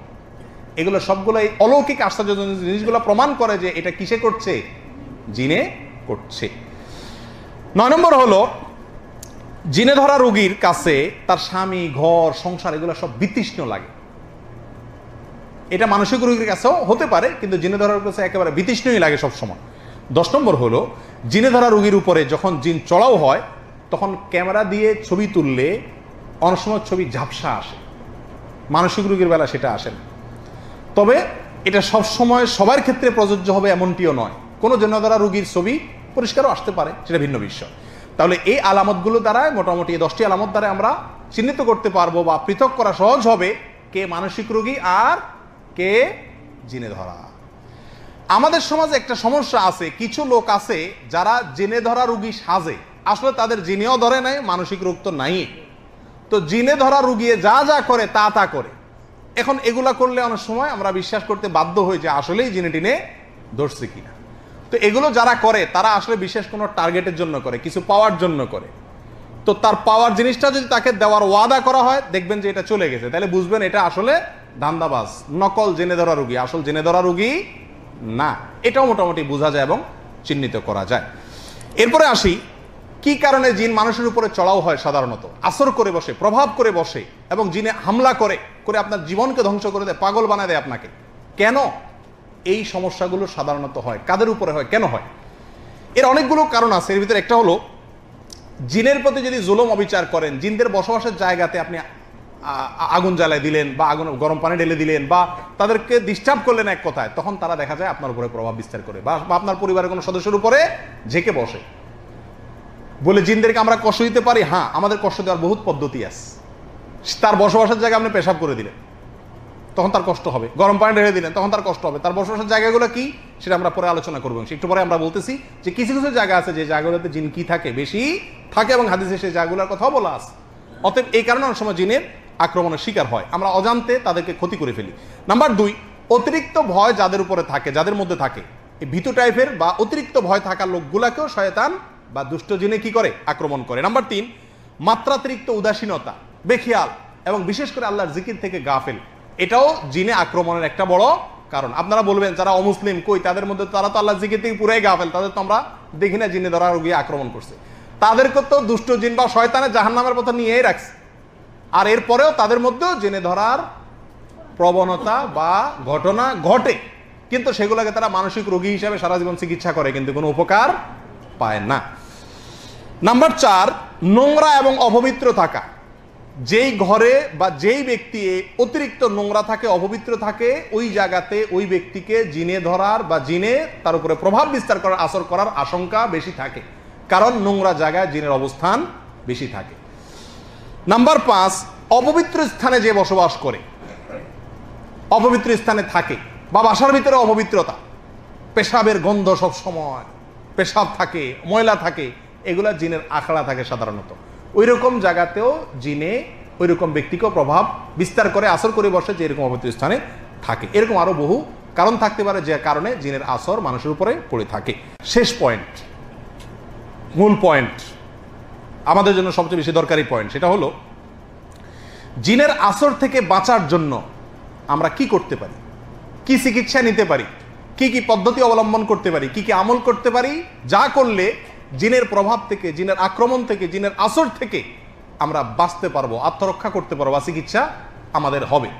দুষ্ট জিনের আক্রমণ থেকে বাঁচার জন্য অনেকগুলো আমল আছে বিষয়ে, আমরা সেখান থেকে 12টি আমলের কথা বলবো। এই আমলগুলো নিয়মিত করলে পরিবার এবং নিজে জিনের আক্রমণ থেকে বাঁচা যাবে, আর আক্রমণ করে থাকলে সেখান থেকে আল্লাহ সুবহানাহু ওয়া তাআলা রক্ষা করবেন, চিকিৎসা হবে। নাম্বার 1, 5 ওয়াক্ত সালাত সময় মতো সঠিকভাবে আদায় করতে হবে। 5 ওয়াক্ত সালাতের পাশাপাশি পরিপূর্ণভাবে ইসলামের উপরে চলার চেষ্টা করতে হবে, তাকওয়ার উপরে চলার চেষ্টা করতে হবে। তাহলে আল্লাহ তাআলা শয়তান থেকে আপনাকে বাঁচাবেন, রক্ষা করবেন। দলিল হলো কোরআনে কারীমের সূরা যুখরুফের আয়াত নম্বর 36। আল্লাহ সুবহানাহু ওয়া তাআলা বলেছেন, ওমাইয়া আশু আন যিকরির রহমান নুকাইয়িদ লাহু শাইতানান ফাহুয়া লাহু কারিন। যে আল্লাহর জিকির থেকে, আল্লাহর স্মরণ থেকে গাফেল হয়ে যায়, নামাজ নাই, রোজা নাই, আল্লাহর স্মরণ নাই, দুনিয়ার ভিতরে ডুবে থাকে, হাসি তামাশা বিনোদনের ভিতরে ডুবে থাকে, শুধুমাত্র আল্লাহর জিকির স্মরণ তার জীবনে নাই। আল্লাহ বলেন ওই ব্যক্তির জন্য আমি একটি শয়তান নিযুক্ত করে দেই। শয়তান আল্লাহই লাগাই দেয়, দুষ্ট জিন আল্লাহই তার পিছনে লাগাই দেয়। ফাহুয়া লাহু কারিন, সে তার সঙ্গেই থাকে একেবারে মৃত্যু পর্যন্ত, বা সঠিক রাস্তায় আসার আগ পর্যন্ত। তাহলে আল্লাহর পথে আসলে, 5 ওয়াক্ত সালাত আদায় করলে এবং হক হালালি চলার চেষ্টা করলে আল্লাহ সুবহানাহু ওয়া তাআলা ওই ব্যক্তিকে শয়তানের আক্রমণ থেকে বাঁচাবেন।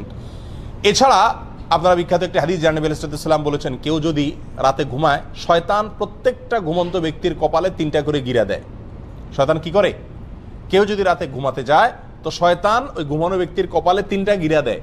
এই গিরা দেওয়ার উদ্দেশ্য হলো যাতে সে উঠতে না পারে, কারণ শয়তানকে আল্লাহ তাআলা সে পাওয়ার দিয়েছে।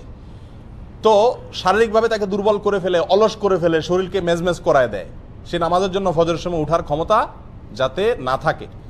তখন সাহস করে ইমানি শক্তির বলে বলিয়ান হয়ে যদি কেউ উঠতে পারে, একটা গিরা খুলে যায়, এরপরে অজু করে নামাজ পড়তে গেলে বাকি গিরাগুলো খুলে যায়।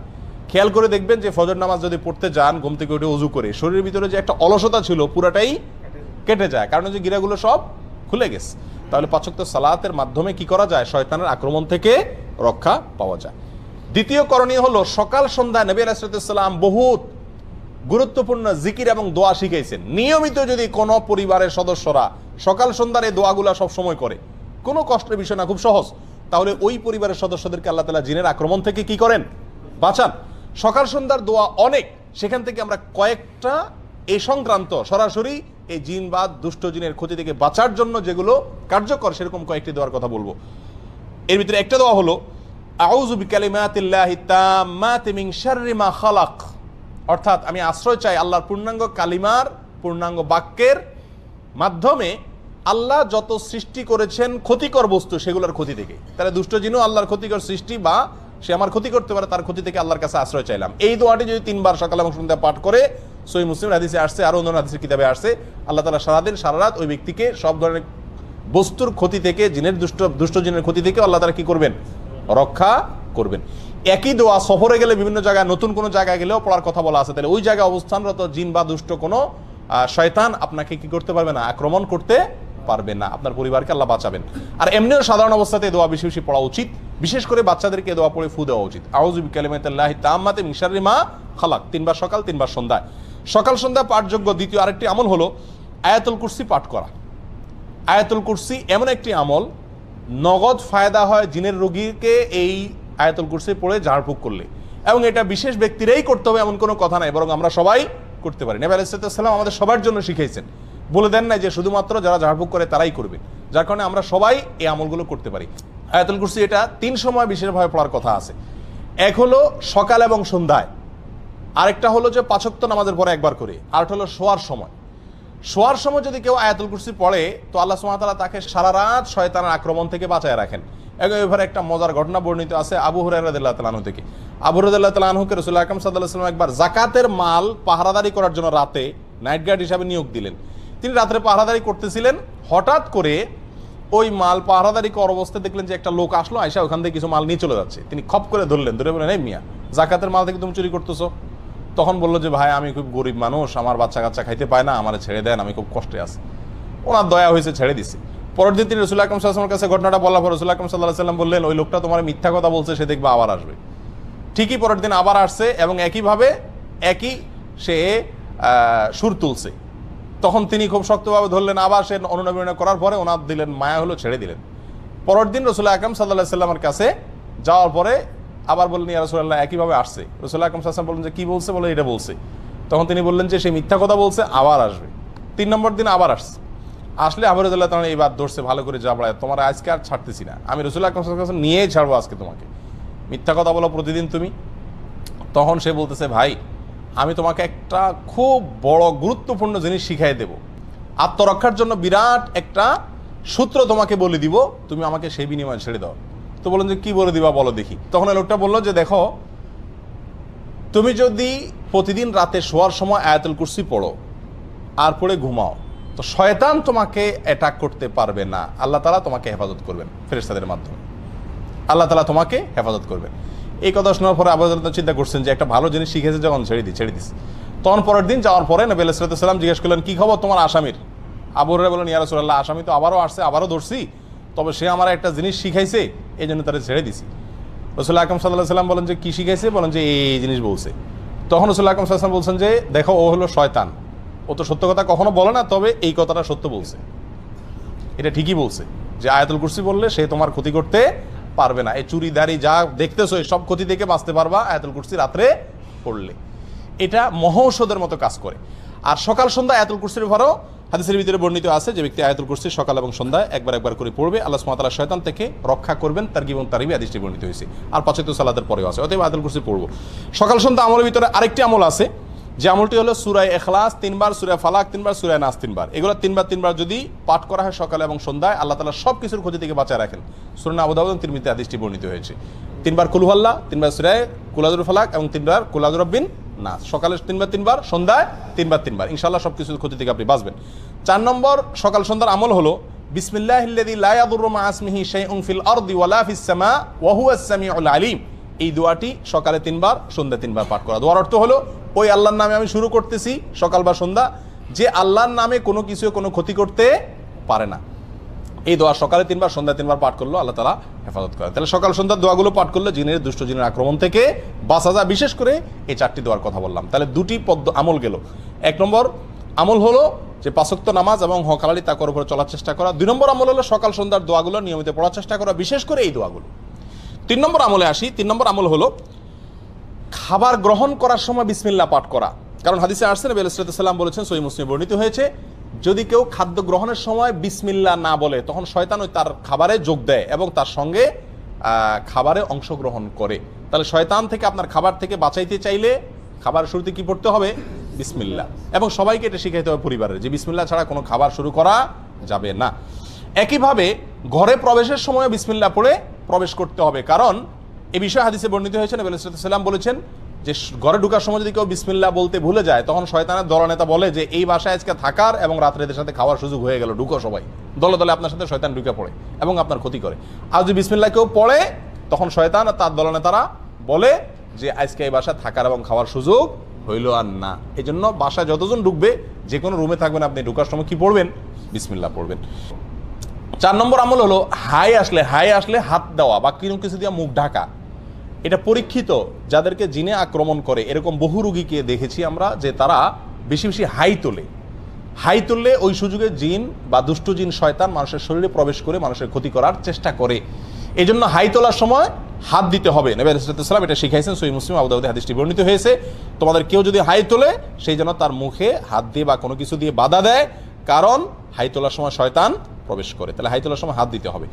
5 নম্বর আমল হলো ঘুম থেকে উঠার পর অজু করার সময় নাকে পানি দিয়ে নাক ঝাড়া। কারণ হাদিসে আসছে, রাত্রে যখন মানুষ ঘুমায়, নাকের বাঁশির ভেতরে শয়তান গিয়ে বাসা বাঁধে। যদি নাকে পানি দিয়ে ঝাড়ে 3 বার, তখন সে বের হয়ে যেতে বাধ্য হয়। 6 নম্বর আমল হলো শয়তান এবং দুষ্টজিনের আক্রমণ থেকে বাঁচার জন্য পরিষ্কার পরিচ্ছন্নতা অবলম্বন করা। কারণ অপরিষ্কার এবং নোংরা জায়গায় শয়তানের অবস্থান থাকে।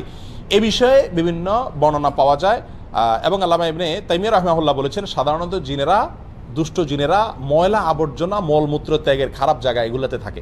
বাসা বাড়িতে মলমূত্রের গন্ধ, পোলাপানের মলমূত্র হোক আর বড়দের হোক, এরকম যদি থাকে এবং ময়লা আবর্জনা পড়ে থাকে, এবং সেগুলো ফালাই না হয় সময় মতো, তাহলে সেখানে শয়তান বা দুষ্ট জিন বাসা বাঁধে। এই জন্য ওখান থেকে পরিষ্কার, ঘরবাড়িকে এগুলো থেকে পরিষ্কার রাখতে হবে। 7 নম্বর আমল হলো পেশাব পায়খানা দুষ্ট জিনের বড় একটা আখড়া। এটা পরীক্ষিত একটি বিষয়। সাহাবা একরামের যুগে এক লোক আক্রমণের শিকার হয়েছেন টয়লেটের ভেতরে, এবং নবী আলাইহিস সালাম থেকে সুস্পষ্টভাবে বর্ণিত হয়েছে হাদিসে বিষয়ে যে টয়লেটে, পেশাব পায়খানার জায়গাতে, বাথরুমের ভিতরে দুষ্ট জিন তার বাসা বাঁধে, নোংরা জিনেরা বাসা বাঁধে। সেই জন্য টয়লেটে যাওয়ার সময় দোয়া পড়লে তার ক্ষতি থেকে বাঁচা যায়। দোয়াটা কি? আল্লাহুম্মা ইন্নী আউযু বিকা মিনাল খুবুসি ওয়াল খাবাইস। খুবুস আর খাবাইস বলতে দুষ্ট জিনকেই বোঝানো হয়েছে। আল্লাহ, আমি আপনার কাছে আশ্রয় চাই দুষ্ট জিনের আক্রমণ থেকে। এটা বাথরুমে ঢোকার আগে পড়তে হয়। কেন? টয়লেটে ঢোকার আগে এই জন্য পড়তে হয় যে ওইটার ভিতরে দুষ্ট জিনের আখড়া থাকার আশঙ্কা আছে এবং আপনাকে সে কোনোভাবে ক্ষতিগ্রস্ত করতে পারে। 8 নম্বর আমল হলো ঘরে বেশি বেশি কোরআন তেলাওয়াত করা, বিশেষ করে সূরা বাকারা তেলাওয়াত করা। কোরআন তেলাওয়াত আপনারা এই দেশে দেখবেন যে জিনের রোগীদের যারা চিকিৎসা করে, যে সমস্ত ওলামা একরাম ঝাড়ফুঁক করে, তাদের মেইন ঝাড়ফুঁক থাকে কি?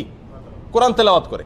এবং কোরআন তেলাওয়াত করলে যাদের ভিতরে জিনের সমস্যা আছে এরা পাগলের মতো ছটফট করতে থাকে এবং একটা পর্যায়ে সুস্থ হয়ে যায়। একবারে চোখের সামনে এরকম ঘটনা আপনারা শত শতবার দেখছেন যারা সৌদি আরবে আছেন। তো কোরআন তেলাওয়াতের আমলের মাধ্যমে দুষ্ট জিন থেকে বাঁচা যায়। ঘরে কোরআন তেলাওয়াতের সিস্টেম চালু রাখতে হবে, নিজেরা না পারলে রেকর্ড করা কোরআন তেলাওয়াত চালা রাখতে হবে, তবুও কোরআন তেলাওয়াতের অভ্যাস ঘরের ভিতরে চালু করতে হবে, বিশেষ করে সূরা বাকারা। কারণ সূরা বাকারার এক্ষেত্রে বিশেষ কার্যকর ক্ষমতা আছে। আল্লাহ সুবহানাহু ওয়া তাআলা সূরা বাকারার মাধ্যমে দুষ্ট জিনের আক্রমণ থেকে মানুষকে বাঁচান। কারণ হাদিসে আসছে, নবী আলাইহিস সাল্লাম বলেছেন, সহিহ মুসলিম হাদিসটি বর্ণিত হয়েছে, যেই ঘরে যেই বাসায় সূরা বাকারা তেলাওয়াত করা হয় ওই বাসাকে আল্লাহ তাআলা শয়তানের আক্রমণ থেকে বাঁচায় রাখেন। আর পরীক্ষিত আমরা দেখেছি বহু দুষ্ট জিনের আক্রমণ আছে। আমি ব্যক্তিগতভাবে অনেককে এই আমলটা দিছি এবং ফলাফল জানাইছেন যে নগদ ফলাফল পাইছেন। সূরা বাকারা যতক্ষণ পড়ছে তখন মতো জিনের আক্রমণ করা রোগীর কোনো ক্ষতি হয়নি, আত্মরক্ষাও করা যায়, চিকিৎসাও হয় এর মাধ্যমে। 10 নম্বর আমল হলো কোনো গর্তে পেশাব পায়খানা না করা। অনেকে ইচ্ছাকৃত ওই রাস্তার আশেপাশে, বিশেষ করে গ্রামে গঞ্জে গেলে দেখা যায় গর্তে টর্তে পেশাব করে। গর্তে পেশাব করা নিষেধ। এক হাদিসে গর্তে পেশাব করতে নিষেধ করা আছে, নবী আলাইহিস সালাম নিষেধ করেছেন।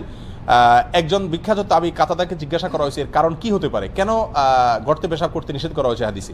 তখন তিনি বললেন যে গর্তে পেশাব করতে নিষেধ করা হয়েছে এই জন্য যে অনেক গর্তে শয়তান তার বাসা বাঁধে, তার আশ্রয় থাকে। তার গায়ে পেশাব করলেন, আপনার গোটা পরিবারের উপর আক্রমণ করে বসলো এবং গোটা জীবনটাই আপনার একেবারে ধ্বংসের দ্বার প্রান্তে নিয়ে গেল। এরকম ক্ষতির আশঙ্কা থাকে, যেন গর্তে পেশাব না করা।